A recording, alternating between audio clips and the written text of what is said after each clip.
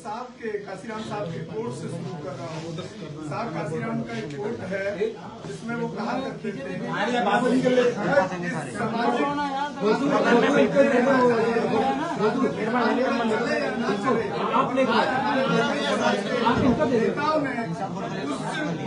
आप आगे रखने का काम किया। भाई 2 लाइन और सुना रहा हूँ, बड़े गौर से सुनिएगा। ये मेरी बुक लिखी हुई है। धर्म पढ़ाएंगे आपको रामायण, महाभारत, गीता, बाइबल और कुरान। दोस्तों आपको पढ़ना होगा भारत का संविधान। अगर आपको न्याय चाहिए, सम्मान चाहिए, इज्जत चाहिए, तो आपको धर्मों के ग्रंथों से पढ़ने को आपको कुछ मिलने वाला नहीं है। आपको संविधान ही होता है जो आपको आजादी दे सकता है, समानता। ना मैं डरता हूँ, ना झुकता हूँ, ना गिरता हूँ, ना समझौता करता हूँ। जब तक मेरे पीड़ित बहुजन समाज के व्यक्ति को न्याय नहीं मिलता तब तक 18 घंटे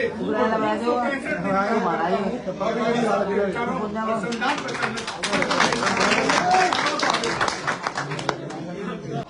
ये उन तमाम लोगों के लिए डूब के मर जाने का विषय है जो लोग भारत के संविधान को बचाने की बात करते हैं। कब जागेंगे आप, कब आप होश में आएंगे, कब आपको नजर आएगा कि जिस व्यवस्था के खिलाफ डॉक्टर अंबेडकर की आजीवन लड़ाई रही और जिस व्यवस्था से लड़ते लड़ते डॉक्टर अंबेडकर ने 4 संतानों की कुर्बानी दे दी, उनकी बीवी गोबर पाती थी, बर्तन मांजती थी और डॉक्टर अंबेडकर विदेश पढ़ रहे थे। चाहते तो अपने बच्चों को बेहतर शिक्षा दे सकते थे, चाहते तो अपने बच्चों को बेहतर जीवन दे सकते थे, लेकिन उनका बच्चा घर में मरा पड़ा था और वो लाल के गोल में सम्मेलन को चले गए। क्यों? ताकि हमें बेहतर जीवन मिल पाए और भारत का संविधान मिल पाए और इस देश के अंदर जो गैर बराबरी है वो गैर बराबरी ना रहे। लेकिन आज वर्तमान के नेतृत्वकर्ता उनके मूवमेंट को आगे बढ़ाने वाले लोग क्या कर रहे हैं? संविधान को तार-तार किया जा रहा है, नहीं किया जा रहा? बताओ कहाँ लिखा है किसी ट्रांसजेंडर को या किसी महिला को 6 बजे के बाद थाने में रख सकते? बैठे ना आपके सामने। क्या ये संविधान का उल्लंघन नहीं हो रहा है? हम वीडियो बना रहे हैं, हम चीख रहे हैं, हम चिल्ला रहे हैं, हम गाड़ी के अंदर थे, गाड़ी के अंदर बैठे हुए हमें गिरफ्तार कर लेके धारा 44 लग रही है। वही नया कानून कौन सा आ गया? गाड़ी के अंदर बैठ के कौन सी धारा 44 लग रही है? गाड़ी के अंदर बैठ के तो पूरी दिल्ली के लोग सबको गिरफ्तार करेंगे। ये है तानाशाही रवैया। जब हम लोग भारत के संविधान की शपथ लेते हैं, मैं अपनी बात खत्म कर रहा हूँ। नहीं इनको अच्छा चलिए बोलिए। नहीं करिए। जब हम लोग भारत के संविधान की शपथ लेते हैं, चाहे वो पुलिस अधिकारी कोई भी गवर्नमेंट एम्प्लॉय, तो संविधान के अंदर तो धर्मनिरपेक्षता है ना। तो किस अधिकारी को ये छूट मिल जाती है कि वो तिलक लगाते हैं? किस अधिकारी को छूट मिल जाती है कि वो किसी भी चीज को उसका धर्म का प्रचार प्रसार करे? है ना बड़े शर्म की बात। ठीक है, लेकिन हम इन सारी चीजों से लड़ने के लिए तैयार है। अपने नेताओं को बहुत जल्द खदेड़ने का काम भी करेंगे क्योंकि नेताओं के पिताजी की पपोती नहीं है ये मूवमेंट जितना उनका, ये मूवमेंट उतना हमारा भी है। जब हमें लगेगा उनकी वजह से मूवमेंट डूब रहा है तो उन्हें डुबा देंगे, मूवमेंट को बचाएंगे। आप मैं एक नज़्म आपको सुना देता हूँ जैसा भाई ने कहा। लुटा दे तेरे खातिर जान तो भी गम नहीं होगा, तेरे जैसा कोई अब जख्म का मरहम नहीं होगा।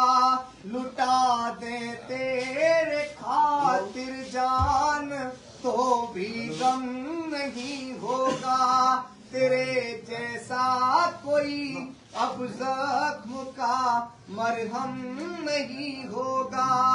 पढ़ा तुझको तो एक शायर के दिल की धड़कने बोली, कई सदियों तलक अब दूसरा बेहतर नहीं, अब सा नहीं होगा। मैं आप सबके हौसलों के साथ एक बात और बोल देता हूँ कि आपके सारी खतों से गुजर जाएंगे। मैं उन तमाम लोगों को कह रहा हूँ जो लोग आज सोच रहे कि हम लोग उनकी जेल से, उनकी लाठियों से, उनकी वर्दियों से हम लोग डर जाएंगे, तो ये जितने भी वर्दी वाले लोग हैं नौकर है हमारे और हम मालिक हैं, इन्हें तनख्वाह हमारी सेवा करने के लिए मिलती है, तो इनसे डरने की आवश्यकता आपको नहीं है। वो आपके सारी हदों से गुजर जाएंगे, हो मत समझना डराने से डर जाएंगे, हो मौत के नाम का खौफ देता है क्यों, मौत जिस रोज आएगी मर जाएंगे,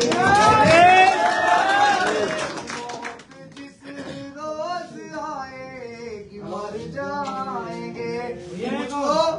कि मुझको जालिम का तरफदार नहीं लिख सकते, कम से कम वो मुझे लाचार नहीं लिख सकते, और जान हथेली पर लिए जो बोल रहा हूँ सच, उसे इस देश के बिकाऊ अखबार नहीं लिख सकते।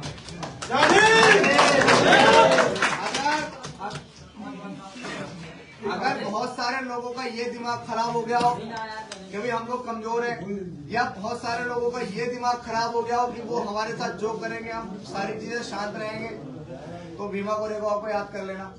किसी ने मुझसे बोला कि तुम्हारे लोग कब के बहादुर हुए थे, किसी ने मुझसे बोला तुम्हारे लोग कब के बहादुर हुए थे, मैंने कहा भीमा कोरेगांव में हमने भगा भगा के मारे थे, हम तब भी बहादुर थे।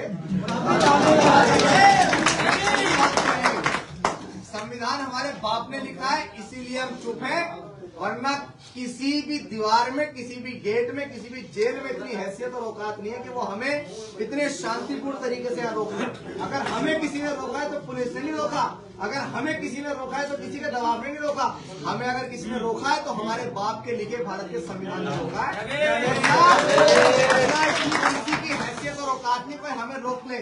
और मैं तमाम लोगों से कहूंगा कि अगर आज भी आप नहीं जागे, देखो लम्हों ने खता की है और सदियों ने सजा पाई, अगर आज भी आप नहीं जागे तो आने वाली पीढ़ी को सब कुछ भुगतना पड़ेगा। तो हम लोग आने वाली पीढ़ी के भविष्य को बेहतर बनाने के लिए आंदोलनरत हैं, और आप तमाम लोग भी आंदोलनरत रहिए, क्योंकि आंदोलन और जेल और सारी चीजें क्रांतिकारियों के लिए गहना होती है। हम किसी लड़की को छेड़ कर थोड़े जेल जा रहे हैं यार, हम कहीं चोरी चकारी करके थोड़े जेल जा रहे हैं यार, हम तो अपने महापुरुषों के आंदोलन को, मूवमेंट को बढ़ाने के लिए जेल जा रहे हैं।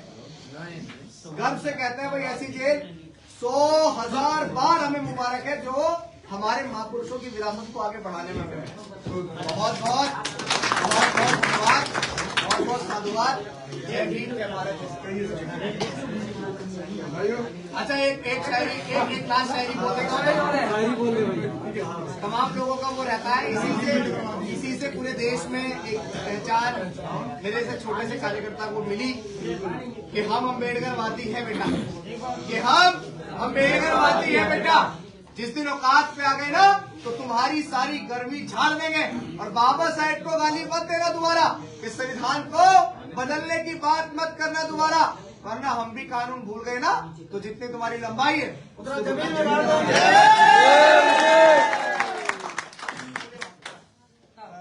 मैं एक साहब के, काशीराम साहब के कोट से शुरू कर रहा हूँ। साहब काशीराम का एक कोट है जिसमें वो कहा करते थे,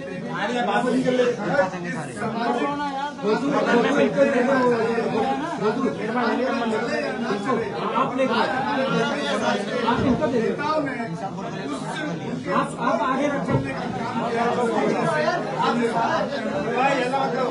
भाई दो लाइन और सुना रहा हूँ, बड़े गौर से सुनिएगा, ये मेरी दोस्ती लिखी हुई है। धर्म पढ़ाएंगे आपको, रामायण, महाभारत, गीता, बाइबल और कुरान। दोस्तों आपको पढ़ना होगा भारत का संविधान।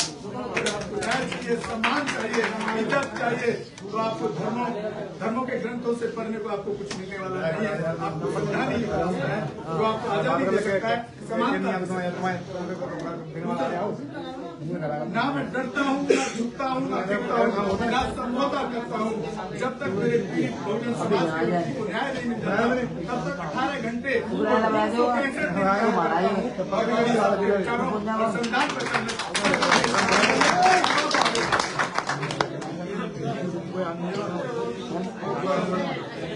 और कोई भी साथी सभी साथियों को क्रांतिकारी जय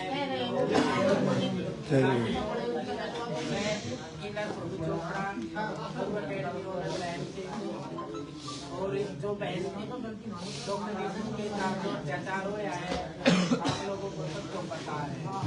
ऐसा ही एक बहन की भक्ता व्यवहार है बच्चे अवसर पे उनके साथ भी ऐसा ही अत्याचार गाँव के जो मनवादी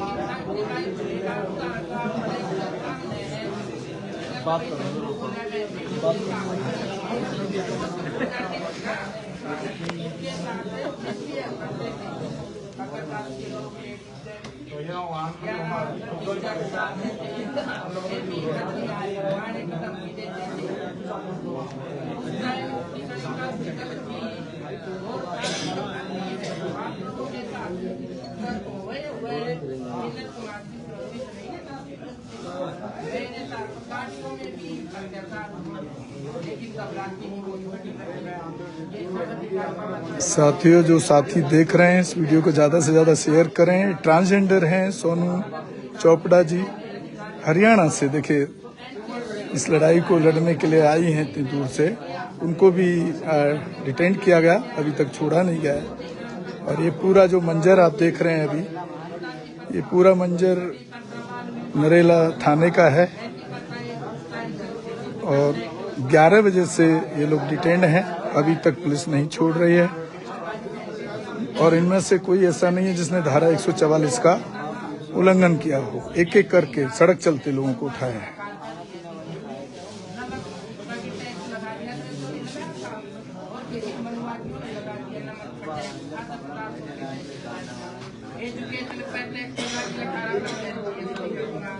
कोई आदमी बीमार हो जाता है, मेडिकल में जाता, दवाइयों की व्यवस्था करता है, दवाइयों का ही लगा दिया। ये नहीं चाहते कोई आदमी ठीक है। जय भीम, जय भारत, जय संविधान। बहुजन दस्तक से गौतम रत्ना। और आज हम रीतू को समर्थन देने के लिए आए हुए थे, और जिसमें मेरे साथ कुछ साथी अभी हैं। और ये हमारे एक साथी हैं जो यूपी सुल्तानपुर से आए हैं। आप क्या सोच कर आए? आप ये बहुजन समाज के ऊपर जो अत्याचार हो रहे हैं, जो पीड़न हो रहा है, उसी में हमारी बहन प्रोफेसर डॉक्टर ऋतु जी को 160 दिन से लगभग जो है, तो उनको कॉलेज की जो प्रिंसिपल है सविता राय, उनको जबरन जो है कॉलेज से निकाला गया है। क्या करते हैं? मैं पेशे से पत्रकार हूँ। अच्छा, आप यूट्यूबर हैं या मैं यूट्यूबर।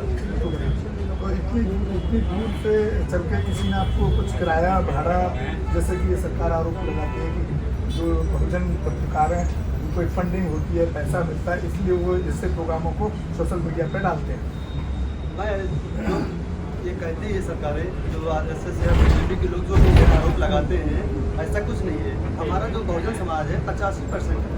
अगर 85% अगर 1 रुपये काम में जो है सहयोग करेगा, 50 रुपये हो जाएंगे।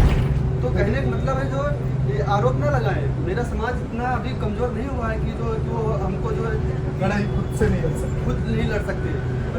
मेरा समाज बहुत मजबूत है। ये साथी सुल्तानपुर यूपी से, और आज सुबह हमको लगभग सुबह 11 बजे दिल्ली यूनिवर्सिटी से धारा 144 के अंदर, जिसका हमने कोई उल्लंघन नहीं किया था, सब धारा 144 का मतलब है कि 4 लोगों से ज़्यादा की भीड़ होगी तब पुलिस आपको अरेस्ट कर सकती है।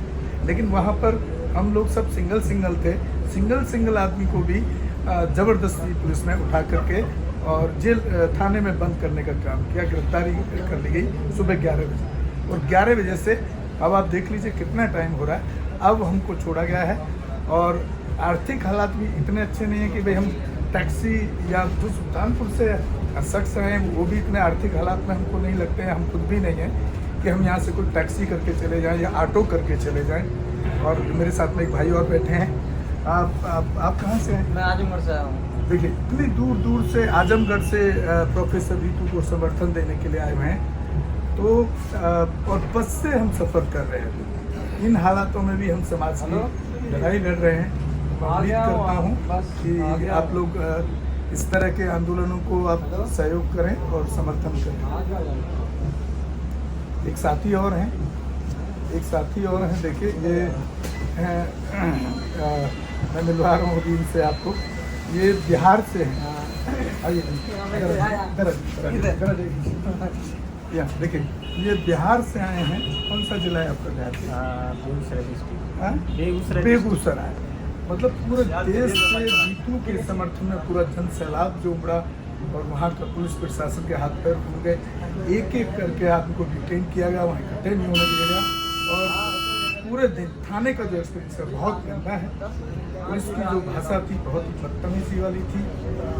मतलब ऐसे शब्दों का वो इस्तेमाल कर रहे थे, जबकि डिटेन में कोई ऐसी हमने कोई कानूनी अपराध नहीं किया है, कोई ऐसा गलत काम नहीं किया, किसी को मारा पीटा नहीं है। और पूरे दिन पुलिस ने ना चाय दिया, सिर्फ पानी के अलावा वहाँ थाने के अंदर कुछ भी नहीं दिया गया। जबकि पूरे दिन में एक बार उनको लंच के टाइम पूरे जिनको डिटेन किया गया उन सबको कम से कम उनको खाना देने का ये पुलिस की जिम्मेदारी थी। तो इस तरह के हालात में, और जो अभिषेक जाटव हैं बहुजन सहायक हैं, बहुत अच्छे वक्ता भी हैं, और जहाँ जहाँ कहीं एट्रोसिटी उस पर वो भी लड़ाई लड़ते हैं, उनको भी उसी नरेला थाने में डिटेन करके भेजा गया। और मैं तो खास तौर से एट्रोसिटीज़ पर, जहाँ जहाँ एट्रोसिटीज़ होती है वहाँ पर मैं बहुजन समाज के ऊपर जहाँ भी अत्याचार होता है उनको न्याय दिलाने के लिए संघर्ष करता हूँ। आप मेरे चैनल पर देखते रहते होंगे, और नंबर भी आपको शेयर कर रहा हूँ 9810085714। कोई भी पूरे देश के अंदर इस तरह की जातिवादी उत्पीड़न हो, अत्याचार हो, तो आप ज़रूर मुझे फ़ोन करें। और साथ में आर्थिक सहयोग भी जब तक आप लोग नहीं करेंगे तो इस लड़ाई को हम बहुत लंबे समय तक नहीं कर पाएंगे, क्योंकि स्टूडियो चलाने का खर्चा लगभग 50,000 रुपये महीने का दिल्ली के अंदर आता है, जो मैं पिछले 6 साल से लगातार हम इस लड़ाई को लड़ रहे हैं। आप हमारी वीडियो को ज़्यादा से ज़्यादा शेयर और सब्सक्राइब करें। धन्यवाद।